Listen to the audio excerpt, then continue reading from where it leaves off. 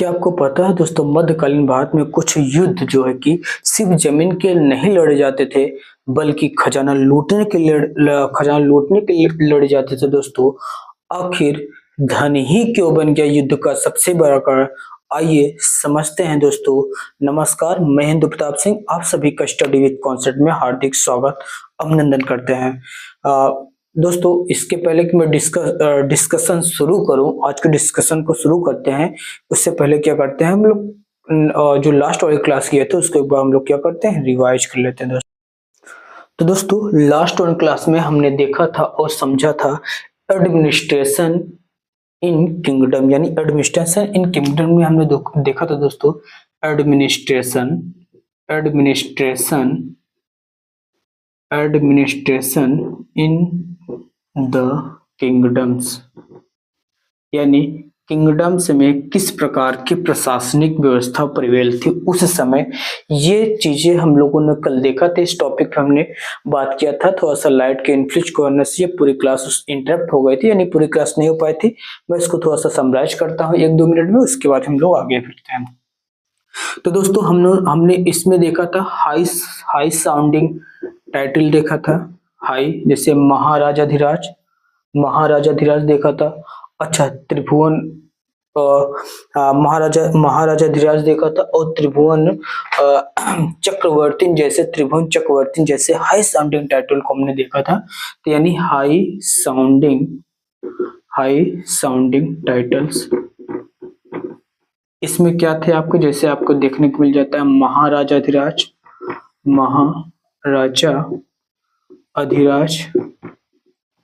दूसरा त्रिभुवन चक्रवर्ती। क्या दोस्तों, त्रिभुवन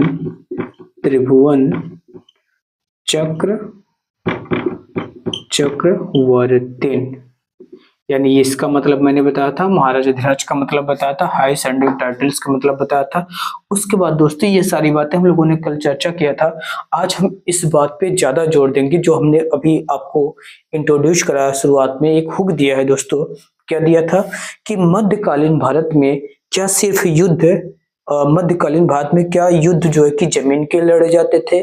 आखिर मध्यकालीन भारत में युद्ध जो है कि जमीन के नहीं लड़े जाते थे, बल्कि खजाना को लूटने के लिए लड़ा जाता था दोस्तों। आखिर धन ही क्यों बन गया युद्ध का सबसे बड़ा कारण दोस्तों? यही इस लेक्चर का मेन थीम रहने वाला दोस्तों। तो दोस्तों, बिफोर बिगन वहां पे हमको पहुंचने से पहले मैं आपको इसमें से कुछ 1-2 बातें रह गई थी, उसको मैं आपको बता देता हूँ। बातें ये रह गई थी कि मैंने ये बताया था, जैसे ये जब जो कि रीजनल किंगडम डेवलप हो रहे थे, इनके पास जो रिसोर्सेस हुआ करते थे, क्या दोस्तों, जो रिसोर्सेस थे वो जो है कि किस पे बटे थे। अच्छा, रिसोर्सेस का प्रोड्यूसर कौन था? प्रोड्यूसर में कौन कौन थे? जैसे आपके पीजेंट्स हो गए। अच्छा, कैटल कीपर्स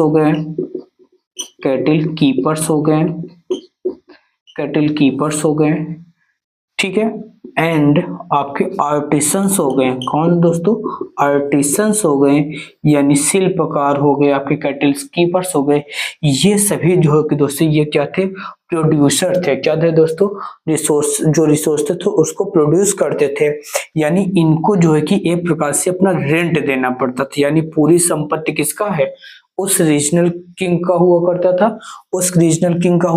इनको क्या करना पड़ता था? उसको जो है कि एज ए रेंट के जो प्रोड्यूस करते थे, एज ए रेंट प्रोवाइड करना था।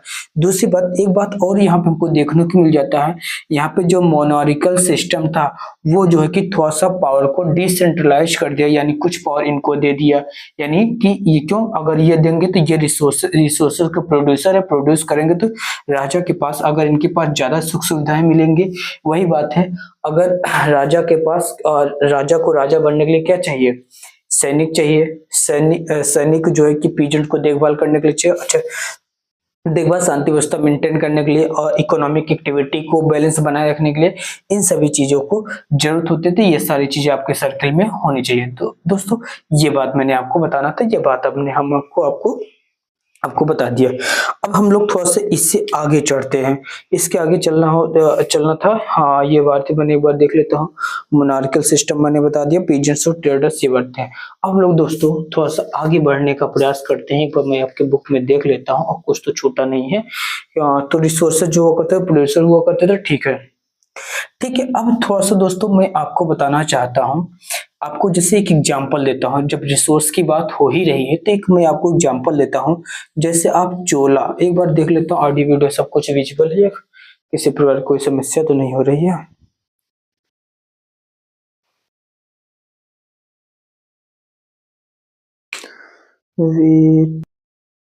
ठीक है दोस्तों। तो दोस्तों जब रिसोर्सेस यानी इस समय आप देखेंगे, इस समय आप देखेंगे मध्यकालीन भारत में देखेंगे आप, या प्रारंभिक मध्यकालीन या पूरे मध्यकालीन भारत में ही देखेंगे, मध्यकालीन इतिहास को जब देखेंगे, एक बात पाएंगे, यहाँ के जो इसमें किंगडम हुआ करते थे, जो रीजनल पावर थे, वो लोग रिसोर्सेस पे, टैक्सेस पे ज्यादा बल दिया करते थे। किस पे? टैक्सेस पे। एक आपको मैं एग्जांपल देता हूँ।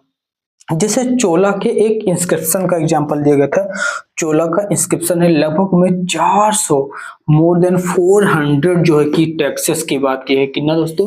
मोर देन 400 टैक्सेस की बात की है चोला इंस्क्रिप्शन में। किसमें? चोला इंस्क्रिप्शन में मोर देन 400 टैक्सेस की बात की गई है।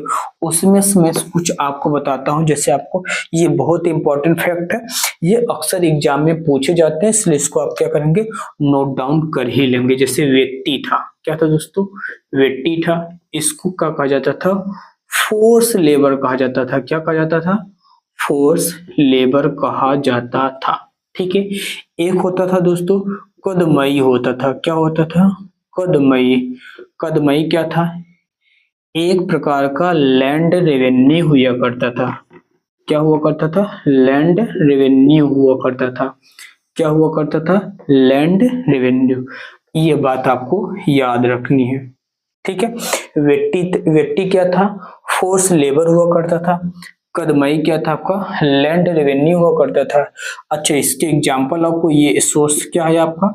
ये आपके चोला इंस्क्रिप्शन में देखने को मिल जाता है। किसमें दोस्तों? चोला इंस्क्रिप्शन। चोला इंस्क्रिप्शन में आपको ये बात देखने को मिलता है। ठीक है, ये बात, इतनी बातें याद रखेंगे। अब दोस्तों मैं आपको चलता हूं आज के टॉपिक पे, रिसोर्स के बारे में। किसके बारे में? रिसोर्स।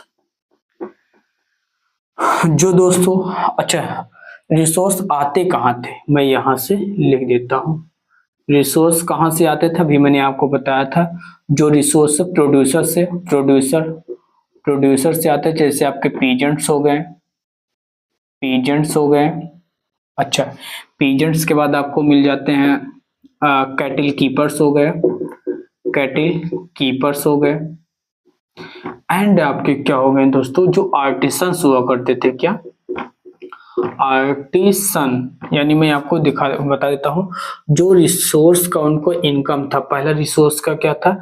जो प्रोड्यूसर से, प्रोड्यूसर में क्या क्या थे? आपके पीजेंट से, कैटल कीपर से, आर्टिसन हुआ करते थे। इनको जो है कि एक प्रकार से जमीन का अपना रेंट देना पड़ता था। ये प्रकार से रेंट से पैसा आगे जो आपके वहां के मतलब कि राजा के पास। और दूसरी बात दोस्तों, रिसोर्स और कहाँ से आते थे? अच्छा, इन रिसोर्स, अच्छा, दूसरा रिसोर्स क्या करता था? जब ये किसी के ऊपर अटैक करते थे, क्या करते थे? जब ये वार होता था तो ये क्या करते? तो उस रीजन में खूब प्लंडर, यानी जो लूट का माल हुआ करता था। क्या दोस्तों? प्लंडर ड्यूरिंग वार, ड्यूरिंग वार, यानी खूब लूटपाट करते थे, उससे ये रिसोर्स इकट्ठा करते थे। दूसरा, जो वहां के रिसोर्सेस को भी कब्जा लेते थे, या लैंड रेवेन्यू से भी उनको कुछ पैसे आ जाते। Access access to land, access access to land plus, अच्छा, ट्रेड रूट भी कब्जा करने को आपको खूब ट्रेड देखने को मिल जाता है। Trade route, access to land, यहां से इनको रिसोर्स मिल रहा था, और ट्रेड रूट पे ये कब्जा कर लेते थे, यानी आक्रमण करते थे। इस प्रकार से यहाँ से इनको रिसोर्सेस मिल गए। एक बार मैं आपको एक बार समराइज कर देता हूँ, जो तो अगर आपको हौच पौच लग रहा हो तो मैं इसको थोड़ा सा इरेज करके लिखता हूँ। रिसोर्सेस यानी इनको पैसा आ कहाँ रहे थे। बाकी मैंने बता दिया व्यक्ति क्या बोलते थे। अच्छा, ये चोला इंस्क्रिप्शन लिखा है, व्यक्ति फोर्स लेवल हुआ करता था, जो कदमई हुआ करता था, ये क्या था दोस्तों आपका लैंड रेवेन्यू हुआ करता था। ठीक है, अब हम लोग थोड़ा सा इससे आगे बढ़ते हैं। मैं आपको बताता हूँ रिसोर्सेस में कहाँ कहाँ से आते थे और रिसोर्सेस का प्रयोग कहाँ करते थे।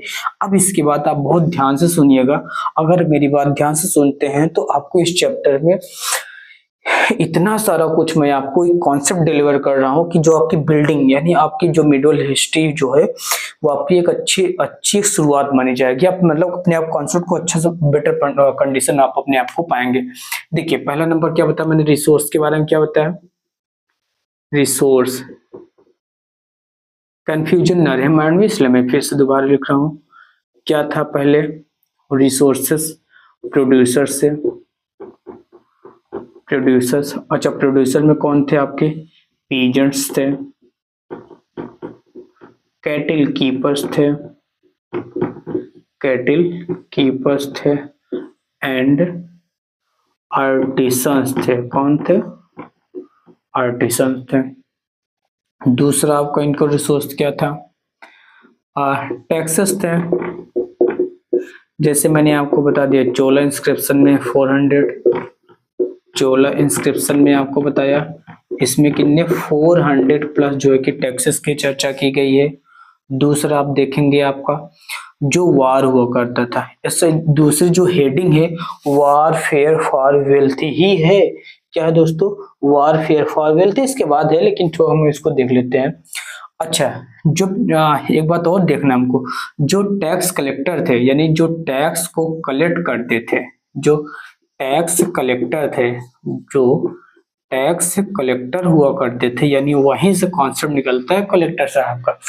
तो जो टैक्स कलेक्टर हुआ करते थे ये इन्फ्लुएंस फैमिली यानी जो किंग के इन्फ्लुएंस फैमिली से बिलोंग करते थे, किंग के इन्फ्लुएंस इन्फ्लुएंस इन्फ्लुएंसर फैमिली से बिलोंग करते थे।